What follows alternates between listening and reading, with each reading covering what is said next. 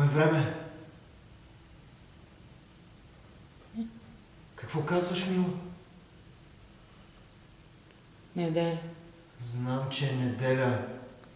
Ти никога не навиваш часовника. Не се сещам дали си осребрих чека за безработни. Дано да не съм го осребрил. Къде са ми дрехите? Я виж човете, провери дали е там. Докато бях навън да те търся, ти си се върна. Взел си чека и си оставил на леглото бележка, от която нищо не можах да разбера. Не си разбрала нищо. Само някакъв телефонен номер. Звъннах, но врявата беше толкова силна, че нищо не можах да чуя. Врява. Тук ли? Не. Там. Къде там? Не знам. Някой каза да отида там и затвори. А след това телефона непрекъснато даваше заето. Аз се събудих във вана пълна след, който се топеше и бира Miller High Life. Целият бях посинял. Едвам си поемах дъх във вана пълна след на купчета. Беше близо до река, но дали е била Ист или Хъдзън, представа нямам. В този град хората вършат кошмарни неща с човек, когато е в несвяст. Изпонатъртен съм целия. Все едно съм се търкалял по стълбище и не просто съм се търкалял, ами през това време са ми ритали. Помня как веднъж ми обръснаха главата, друг път ме бяха натикали в една кофа за буклук на задна уличка и като се свестих, видях, че навсякъде ме бяха рязали и горили. Разни зли хора те ме оттретират, докато си в безсъзнание. Като се събудих, бях гол и лежах във вана пълна след на купчета. Надигнах се, отидох в хола и тъкмо тогава някой излезе през другата врата. А като я отворих, чух да се затваря вратата на асансьора. И видях, че съм в хотел, в коридор с много врати. Телевизора работеше, временно с него свиреше и някаква плоча, холът беше пълен с колички на колелца, отрупани с храна от рум сервис. Цели свински бутове, пуйки, тройни сандвичи, всичко това беше изтинало и съхнеше. Имаше и безброй шишета, неотворени с какъв ли не алкохол и кофички с топящ се лед. Когато влязох, някой тъкмо затвори врата. Когато влязох, някой излезе, чух да се затваря вратата. А след това чух и вратата на асансьора, сутиени, гащи, ризи, вратовръзки, чорапи и прочее. Точно така. Всякакви лични вещи, струшени чаши, прекатурени мебели, все едно, че полицията е нахълтала в разгара на бурно меле. Личеше си, че в апартамента здраво са буйствали. В банята след на купчета.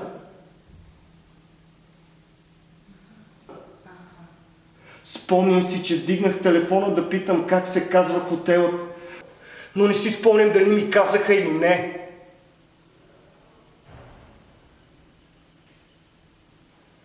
Дай да си пия от водата.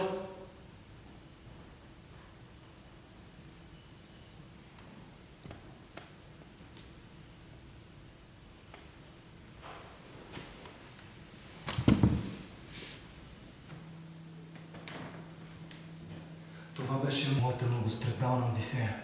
А ти какво ще ми разкажеш? Толкова отдавна не сме били един с друг, наистина един с друг, а не двама непознати, които живеят заедно. Хайде да се открием.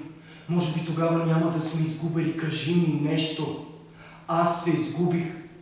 Често се мислих за теб, миличка, но не можех да звънна.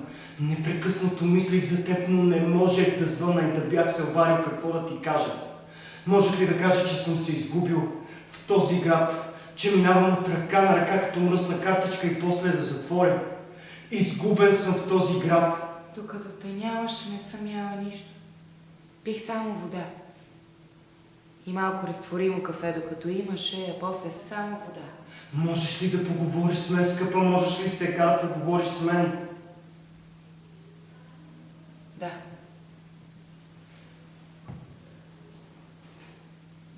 Тогава ми говори като дъжда, а аз ще лежа и ще слушам. Ще лежа и ще слушам. Толкова отдавна сме говорили откровено помежду си. Хайде, разкажи ми.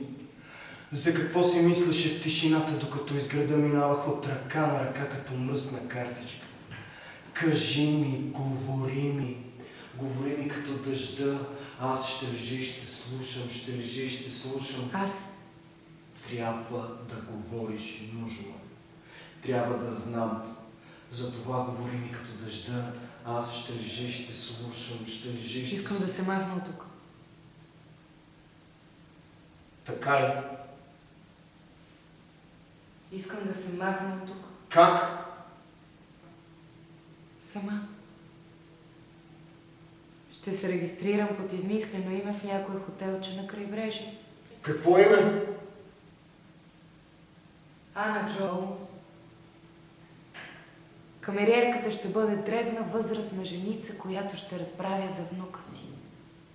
Докато бабката оправя леглото, аз ще седя на стола, отпуснала ръце от двете страни, а гласът ти ще бъде спокоен. Тя ще ми разкаже какво е вечерял внукът ти, тапиока и сметана. Стаята ще е сенчеста, прохладна и изпълнена с шепота на... Дъжда. Да, на дъжда. И после? Тревогата ми ще мине. Да. След известно време бабката ще каже: госпожице, леглото ви е готово. Аз ще отвърна: благодаря. Вземете си $1 от чантата ми. Вратата ще се затвори и пак ще бъда сама. Ще има високи прозорци с дълги сини жалози и ще бъде сезонът на дъжда. На дъжда. На дъжда. Животът ми ще бъде като тази стая. Сенчест, прохладно сенчест и изпълнен с шепота. Дъжда. Всяка седмица ще получавам по почтата чек.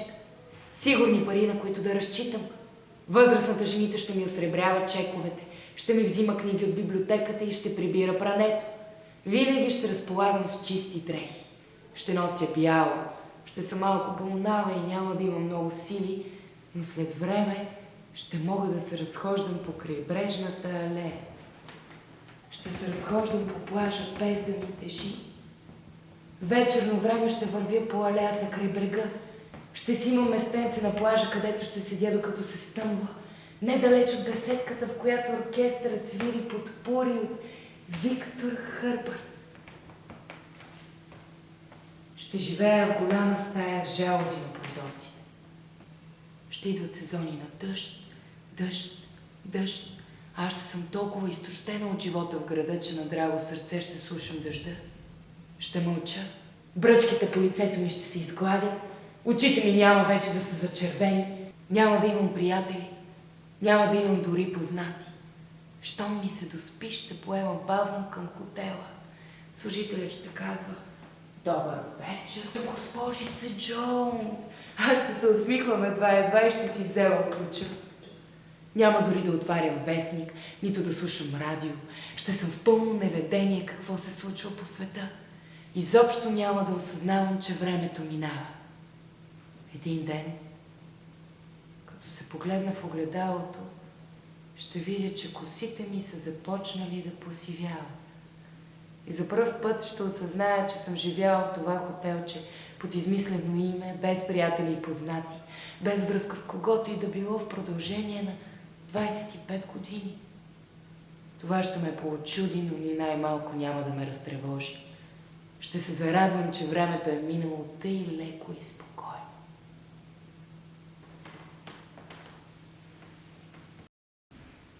От време на време ще ходя на кино.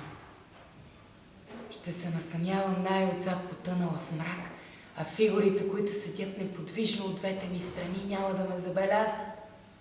Ще гледам екрана, измислените хора, хората от разказите. Ще чета дебели книги и дневниците на покойни писатели. Ще ги усещам по-близки от хората, които съм познавала преди да се оттегля от света. И това мое приятелство с мъртвите поети ще бъде очарователно и стънчено, защото няма да се налага да ги докосвам или да отговарям на въпросите им. Те ще ми говорят без да очакват ответ и гласовете им, които разбулват тайни пред мен, ще ме унасят на сън. Ще задрямвам с книгата в ръка, а навън ще вали. Ще се събуждам Ще чувам дъжда и отново ще заспивам. Сезон на дъжд, дъжд, дъжд.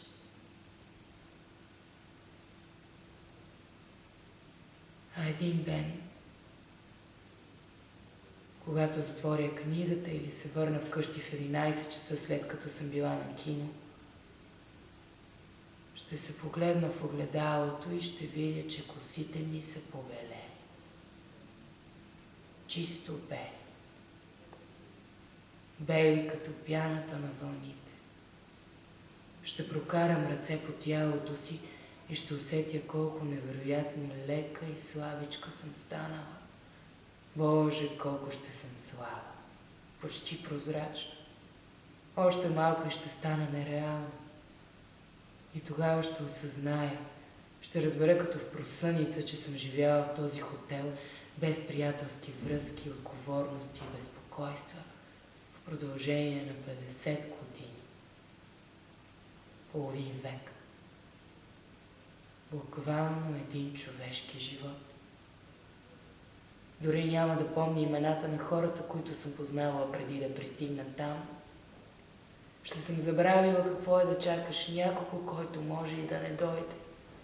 И тогава пред огледалото ще разбера, че е дошло време да се разходи още веднъж сама край брега, брулена от силния вятър, белия, чист вятър, който идва от края на света, дори отвъд него, от хладното космическо пространство и дори от това, което се намира отвъд неговите предели.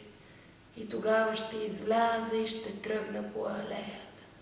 И под напора на вятъра ще ставам все по-слаба. Мила, ела да си легнеш с мен. Все по-слаба и слаба и слаба, докато накрая остана без тяло и вятъра ме вземе завинаги в прохладните си бели обятия и ме отнесе далеч. Ела да си легнеш с мен. Искам да се махна. Искам да се махна от тук.